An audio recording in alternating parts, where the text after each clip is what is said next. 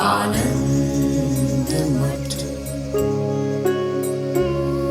आनंद मठ और ऋषियों की अनमोल धरोहर को संजोएं।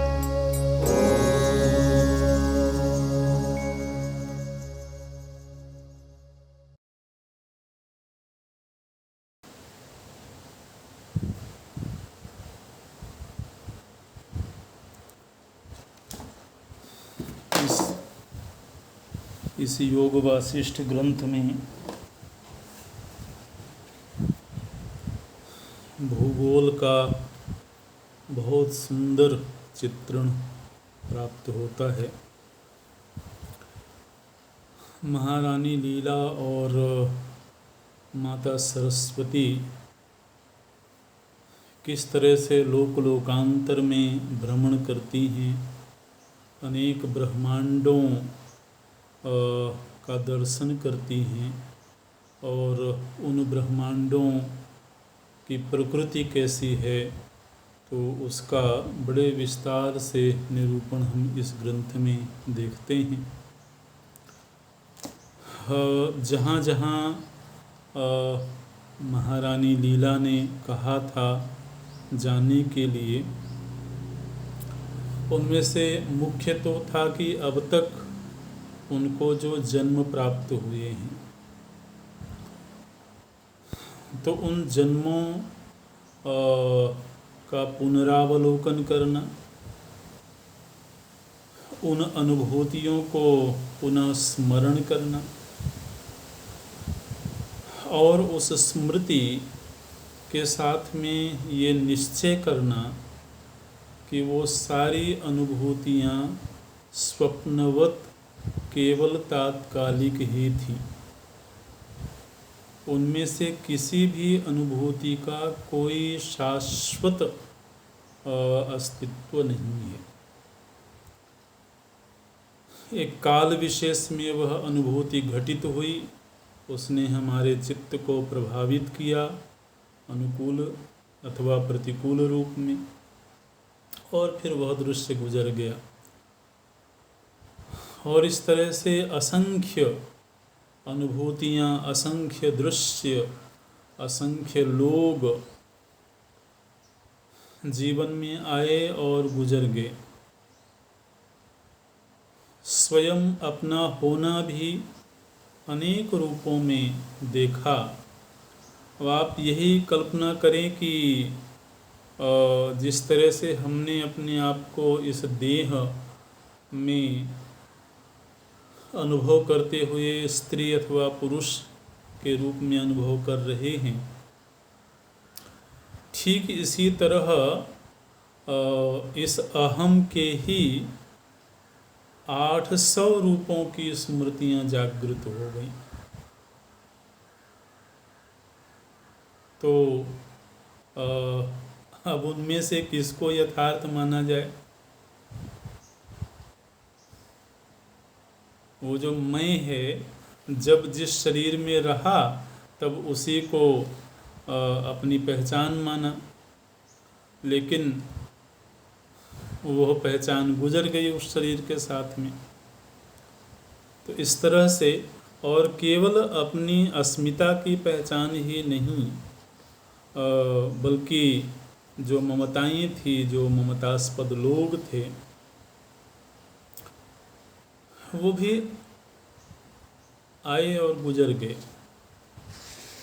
तो इस रहस्य को वो देखती हैं और साथ में वो ये भी अनुभव करती हैं कि वो चाहे दृश्य हो, चाहे उनको देखने वाला मैं दृष्टा हो, और चाहे दृष्टि हो, ये सब चित्त के ही विविध रूप थे। स्वचित्तमेव कचति तयोस्तादृग मनोहरम वासना मात्र सोल्लेखम क्व ब्रह्मांडम क्व संश्रुति। यहाँ तो चित्त ही अलग अलग आकृतियों को धारण कर रहा है, तो फिर यहाँ कौन सा ब्रह्मांड और कौन सा संसार? तो ये अनुभव वो प्राप्त करती हैं और उसका वो कथन भी करती हैं, एक दूसरे के साथ वार्तालाप भी करती हैं। राजा के रूप में वर्तमान में जहाँ उनके जिस जीव को उन्होंने पति माना हुआ था, अब तो पति भावना से मुक्त हो गई हैं वो, उसको उस जीव को जीव रूप में ही देख रही हैं, लेकिन जीव रूप में देखते हुए उसकी वर्तमान स्थिति कहाँ है उसको भी वो देख रही हैं। वो ये भी देख रही हैं कि वो राजा के रूप में अभी भी अज्ञानांधकार में डूबा हुआ है और वह अपने राजपद को ही बड़ा मान करके उसी के सुखोपभोग में रममाण है। तो इस रूप में वो उस जीव को देख रही हैं जिसको कभी उन्होंने अपने पति के रूप में जाना था। फिर वो ब्राह्मणी के रूप में जहाँ गई थी, ब्राह्मणी के रूप में जो उनका जन्म हुआ था जहाँ पर, एक बार वो पुनः वहाँ जाने की इच्छा प्रकट करती हैं और इस बार वहाँ जाकर के उन सब जगहों को वो एक बार पुनः अवलोकन करना चाहती हैं बिना किसी के दृष्टिपथ में आए, क्योंकि अभी 8 दिन ही हुए हैं उनको उस लोक को त्यागे हुए, मृत्यु की घटना घटे। तो 8 दिन में कोई इतना कुछ तो ज़्यादा बदलता नहीं है। वो व्यक्ति, वो वस्तु, वो स्थान, वो तो सब वहीं के वहीं रहते हैं।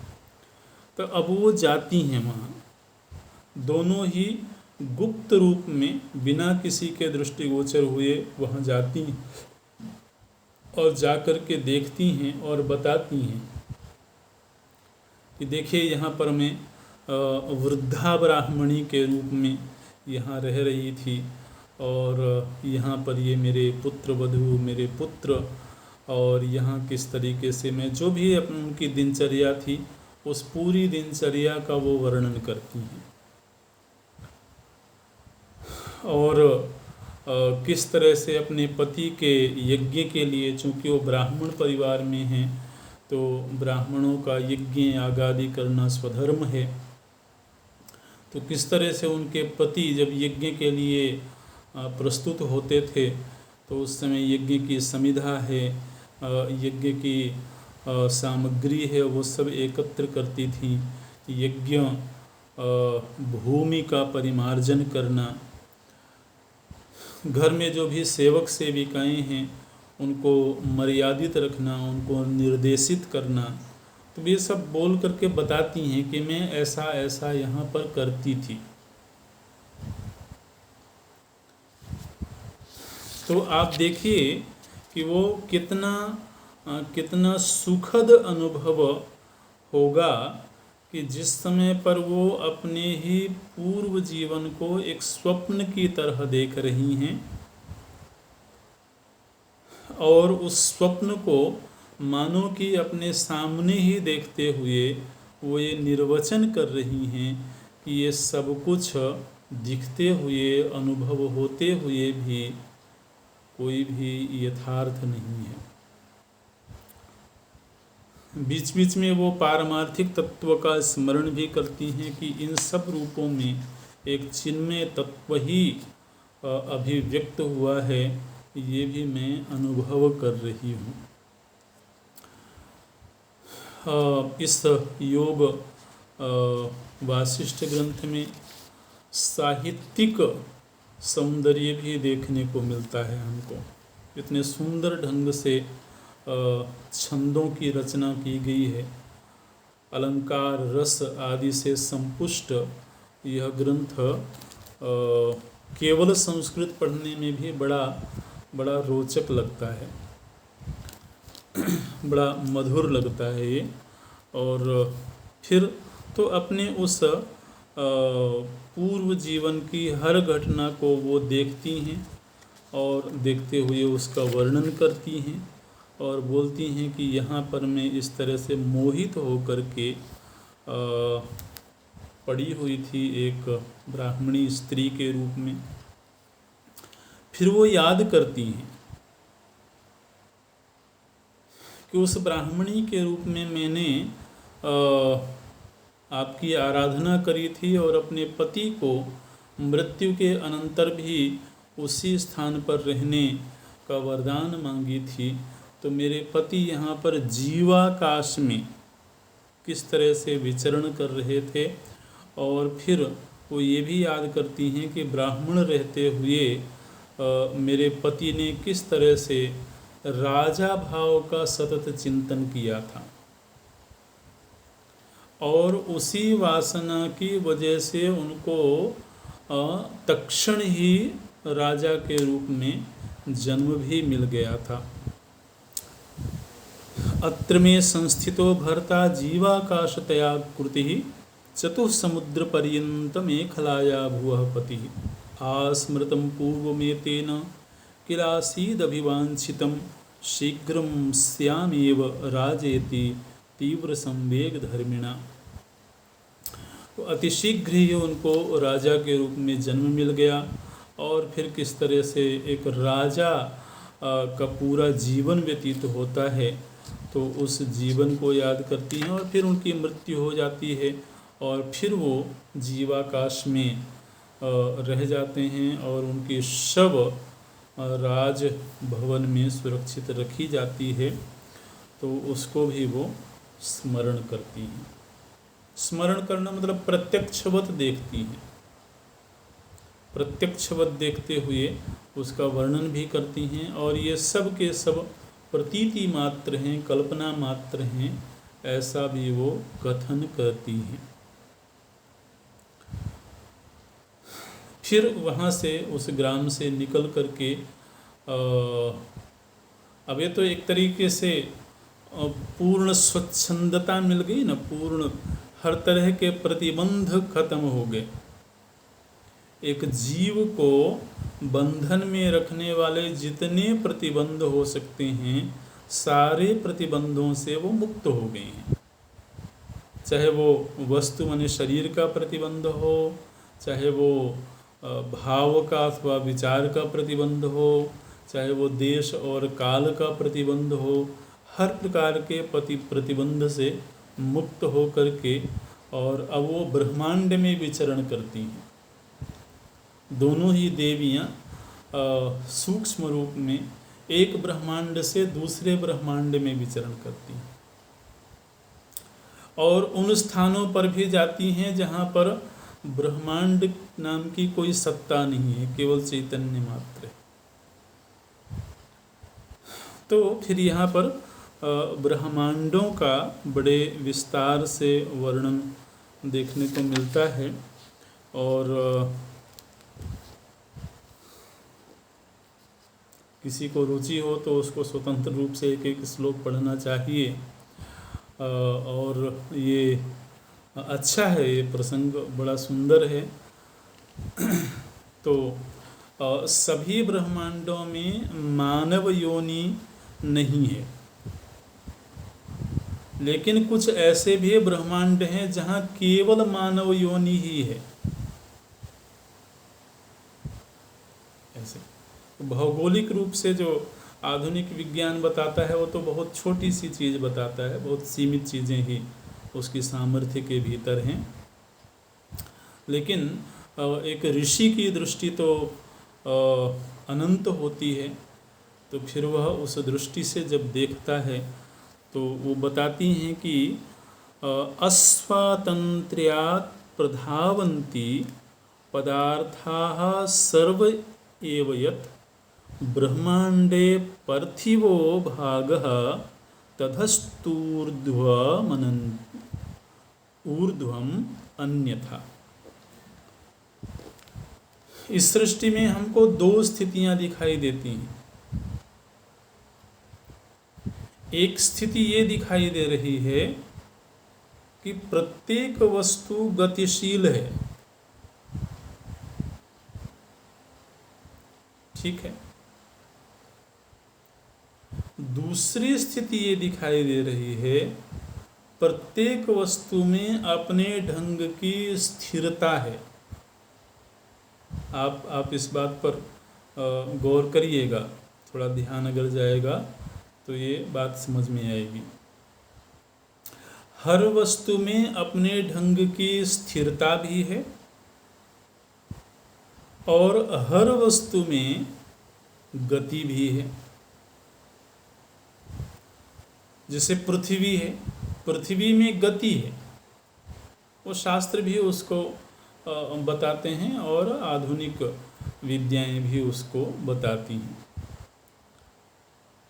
तो एक व्यापक दृष्टि से देखते हैं तो उसमें गति है और बड़ी तीव्र गति है। लेकिन हम जहाँ बैठे हुए हैं तो हमको ऐसा नहीं लगता है कि इस पृथ्वी में कोई गति है। तो अपने ढंग की स्थिरता भी है। वायु निरंतर प्रवहमान है, वायु में एक गति है, लेकिन वायुमंडल एक निश्चित सीमा तक है ना। तो उस सीमा में उस वायु की स्थिरता भी है, वो उस सीमा का उल्लंघन नहीं कर रहा है। तो यहाँ एक अणु से लेकर के, एक परमाणु से लेकर के ब्रह्मांड पर्यंत हर वस्तु को देखेंगे तो उन सभी में गति और स्थिति दोनों लक्षण दिखाई देते हैं। इन दोनों का हेतु क्या है वो बताते हैं यहाँ पर। अस्वातंत्र्यात् प्रधावन्ति, इन सभी में जो प्रधावन्ति धावन्ति गति है, वह गति क्यों है? क्योंकि कोई भी वस्तु पूरी तरह से स्वतंत्र नहीं है।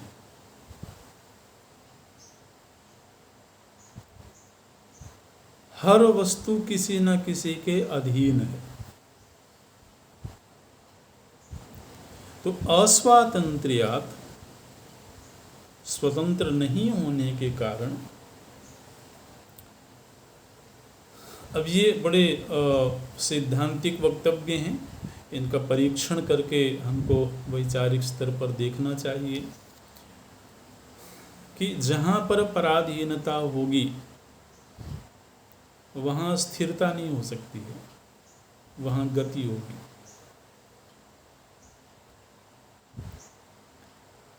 और पराधीनता ही स्थिति का कारण भी है, क्योंकि एक भी वस्तु अपने केंद्र से हटेगा तो पूरी व्यवस्था बिगड़ जाएगी। जैसे कि सौर मंडल को ही देखें तो सौर मंडल में प्रत्येक ग्रह एक निश्चित दूरी पर अपनी गति में हैं, लेकिन वो सभी एक दूसरे से किसी शक्ति की वजह से संबद्ध भी हैं। तो एक दूसरे की संबद्धता की वजह से उनमें अपने तरह की स्थिरता भी है।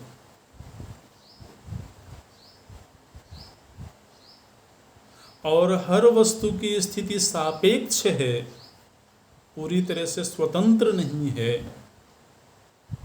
इसीलिए उनमें गति भी है।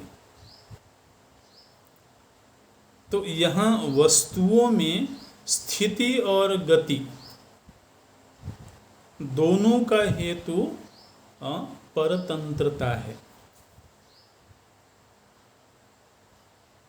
ये बोलते हैं। तो इस रहस्य का वो देवियाँ अनुभव करती हैं। वशिष्ठ जी उसका निर्वचन करते हैं। अस्वातंत्र्यात् प्रधावन्ति पदार्थाः सर्व एव यत् ब्रह्मांडे, इस ब्रह्मांड में, और एक दूसरे में टकराते नहीं हैं, एक दूसरे के ऊपर गिरते नहीं हैं। उसकी वजह है कि सब अपने अपने स्थान पर स्थिर हैं। ऐसे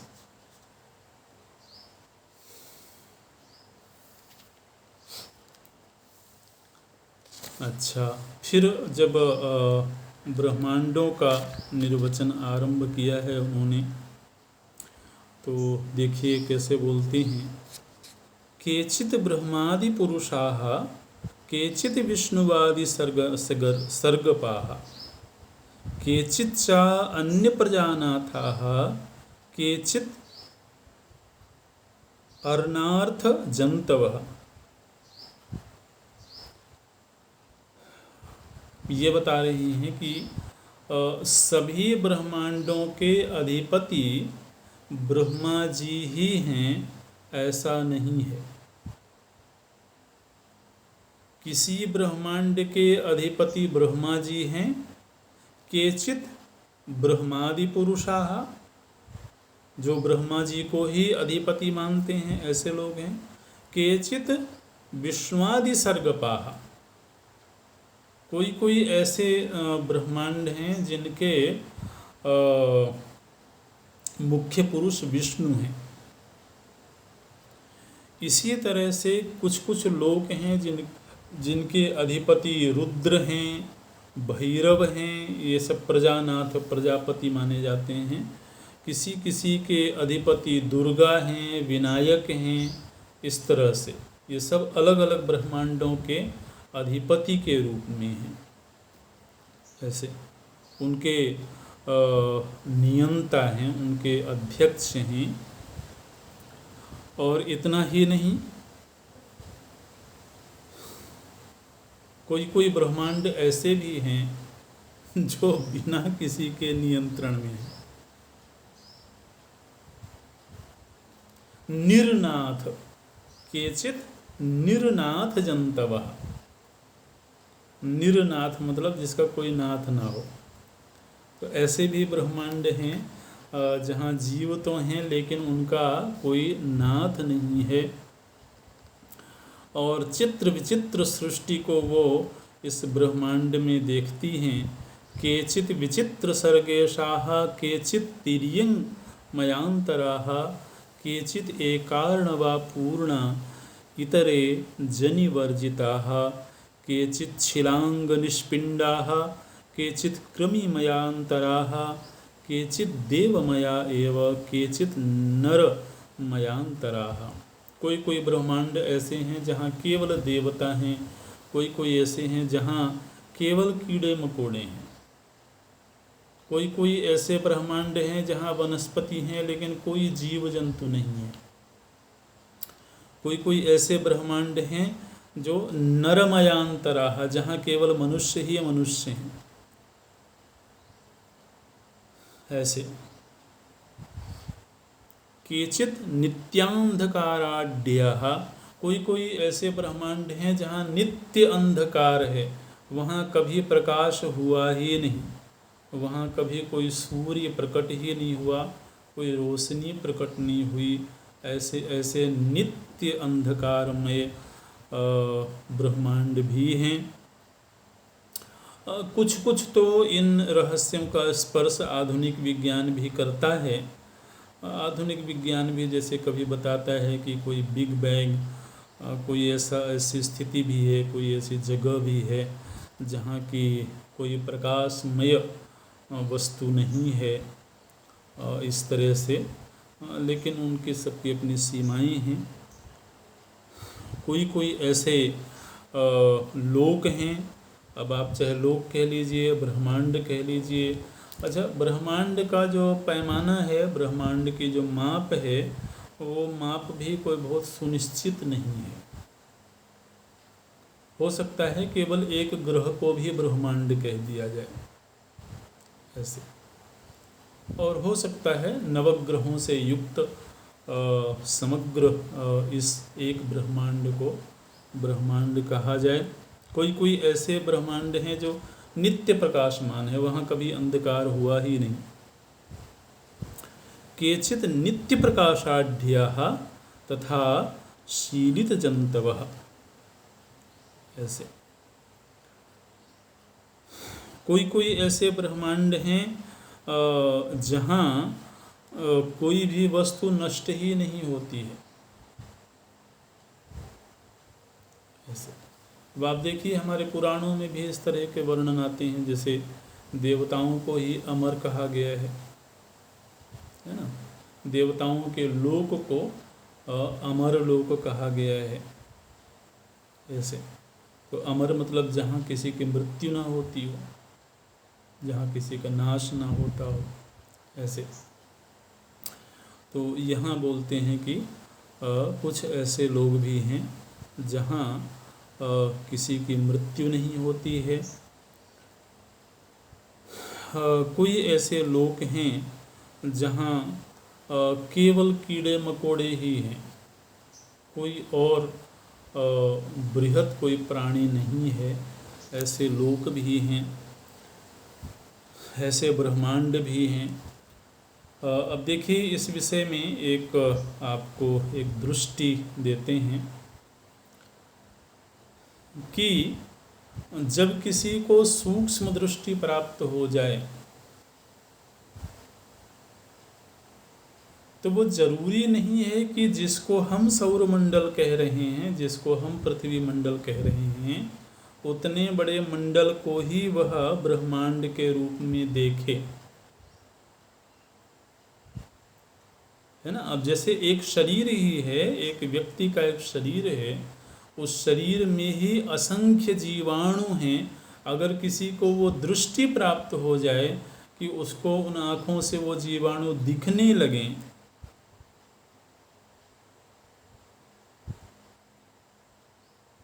तो वो अपने आप में एक ब्रह्मांड है। एक एक शरीर अपने आप में ब्रह्मांड है, जहाँ पर असंख्य कृमि, असंख्य जीवाणु, कीटाणु एक क्षण में जन्म लेकर के और मृत्यु को प्राप्त हो जाते हैं। तो इस तरह से हम जिसको ब्रह्मांड के रूप में विजुअलाइज करने की कोशिश करते हैं, वो अपनी दृष्टि के अनुसार करते हैं, है ना। हमारी दृष्टि की मानवीय शरीर में रह करके हमारे दृष्टि की एक सीमा है, एक परिधि है। लेकिन किसी को ऐसी दृष्टि प्राप्त हो जाए जो व्यापक से व्यापक वस्तु को भी देख सके और अत्यंत सूक्ष्म वस्तु का भी अवलोकन कर सके, तो आप समझिए कि उसके सामने दुनिया का नज़ारा कैसा होगा।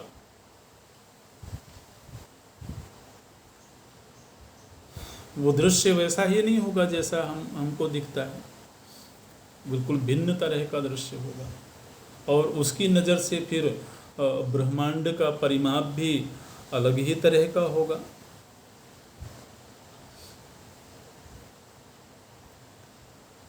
तो उनको वो दृष्टि प्राप्त है कि वो उससे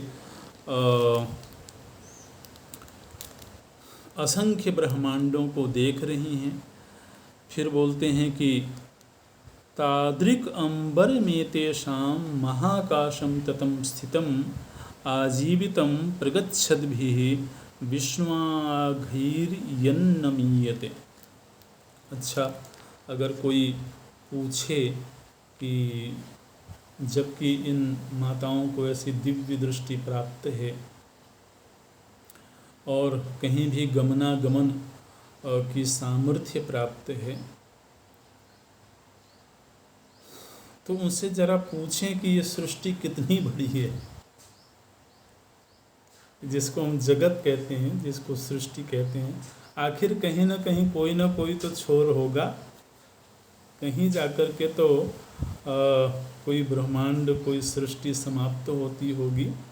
ऐसा मान लें कि कोई पूछे तो बोलते हैं कि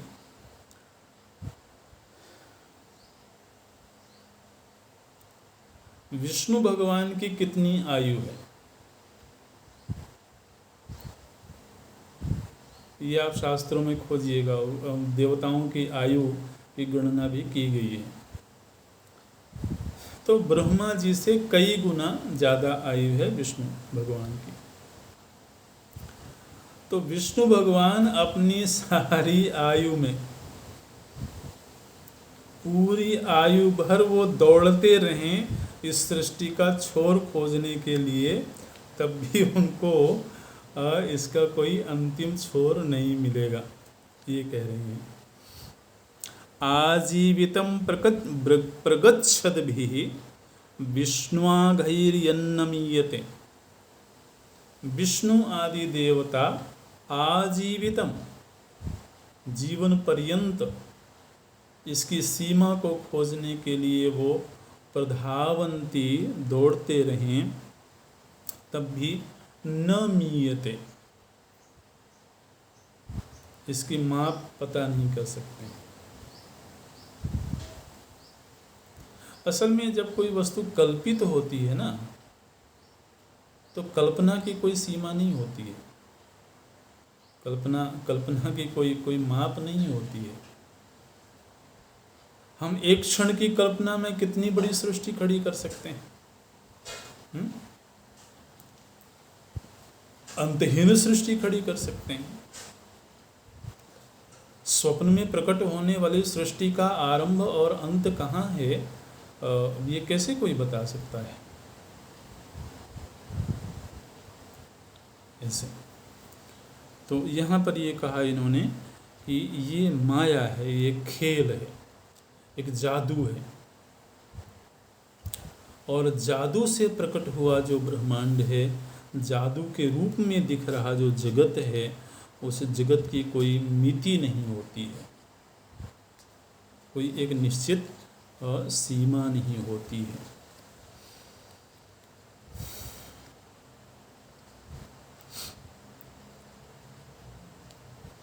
और ये सारे के सारे ब्रह्मांड, अच्छा केवल दृश्य को ही नहीं देख रही हैं, वो दृश्य को देखने वाला जो दृष्टा है उसका भी वो साक्षात्कार कर रही हैं। तो बोलती हैं कि ये चाहे जितना विशालकाय जगत हो, अनादि और अंतहीन जगत हो, ये सारा का सारा जगत अज्ञान रूपी अंधकार के आवरण में है। अज्ञान रूपी अंधकार के आवरण में है, क्योंकि अज्ञान से ही तो प्रकट हुआ है। आप देखिए, जब हम स्वप्न देखने के लिए जाते हैं तो स्वप्न जगत को प्रकट होने के पहले अज्ञान को प्रकट होना पड़ता है। आप ध्यान दीजिएगा, जागृत और स्वप्न के बीच में कौन है? अज्ञान है, निद्रा है। अगर तो हमारी एक इंद्रिय भी, एक वृत्ति भी जागृत अवस्था से जुड़ी हुई है, तो स्वप्न जगत प्रकट नहीं होगा। तो जागृत से निकल के पहले हम अज्ञान में जाते हैं, और फिर उस अज्ञान की पृष्ठभूमि पर एक नवीन सृष्टि का प्रादुर्भाव होता है। तो सारा का सारा स्वप्न, फिर उस स्वप्न के पूरा होने के बाद भी हम अज्ञान में ही जाते हैं। तो उस पूरे स्वप्न जगत का आवरण है अज्ञान।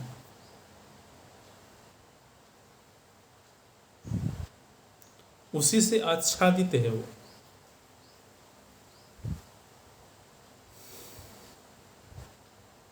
ठीक इसी तरह से यह जगत, बोलते हैं, भीमांधकार गहने सुमहत्यरण्ये नृत्यंत्यदर्शी परस्परमेव मत्ताः यक्षा यथा प्रवितते परमांबरेऽन्तरेवं स्फुरन्ति सुबहोनि महागजंचिगंती।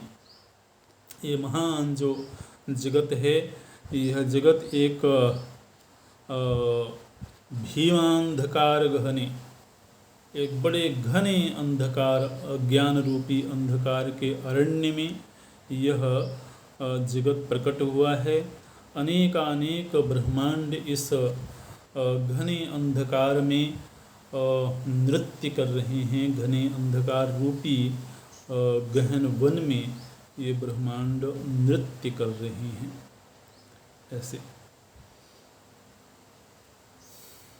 तो अविद्या से आवृत ब्रह्म का उतना हिस्सा, ब्रह्म में कोई हिस्सा नहीं किया जा सकता है, लेकिन कहने के लिए, व्यवहार के लिए बोल रहे हैं, ब्रह्म के जितने अंश में अज्ञान प्रकट हुआ है उतने ही अंश में सृष्टि है। एकांशेन स्थितो जगत, ये भगवान श्री कृष्ण बोलते हैं गीता जी में।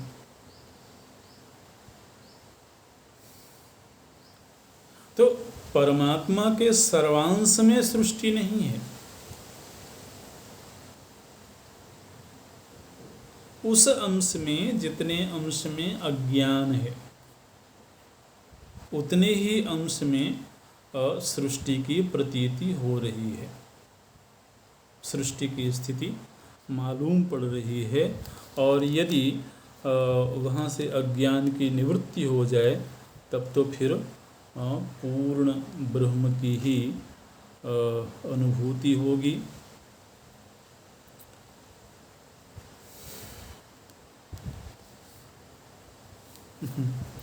बोलते हैं तमालोक्या परम भर्तुः संसारम गन्तुमादृता पपातलीला संकल्प देहेनात्रैव तन्नभः विवेश भर्तुः संकल्प संसारम किंचिदाततं संसारावरणं भित्वा ब्रह्मांड कर्परम प्रापसार्धं तया देव्या पुनरावरणान्वितं ब्रह्मांड मंडपं स्फारं तम प्रविश्य तथा जवात ददर्श भर्तुः संकल्प जगज्जम्बाल पल्लवम सिंहेव शैलकुहरम तमोजल जलद पंकिलम। तो महारानी लीला के निमित्त से असल में वशिष्ठ जी सत्य का उद्घाटन कर रहे हैं, इसलिए उनके अलग अलग इच्छाओं, उनके अलग अलग संकल्पों का निरूपण करते हैं। तो यहाँ पर उनके मन में इच्छा हुई है कि मैं एक बार अपने पति के अलग अलग जन्मों में जो उनकी स्थिति रही है, उनके रूप रहे हैं, तो उनकी यात्रा करूं। तो उस यात्रा के लिए भी फिर वो गई हैं और वहाँ तत्त रूपों में वो उनको देखती हैं और देख करके वो ये भी देखती हैं कि किस तरह से जिस जीव को उन्होंने पति के रूप में देखा वो अज्ञान आवृत हैं, अज्ञान में डूबे हुए हैं और अज्ञान में डूब करके ही वो अपने आप को जीव मान करके, राजा मान करके, मनुष्य मान करके व्यवहार कर रहे हैं। तो इन सब रहस्यों को भी वो देखती हैं। अभी हमको यही कक्षा पूरी करना है। ओम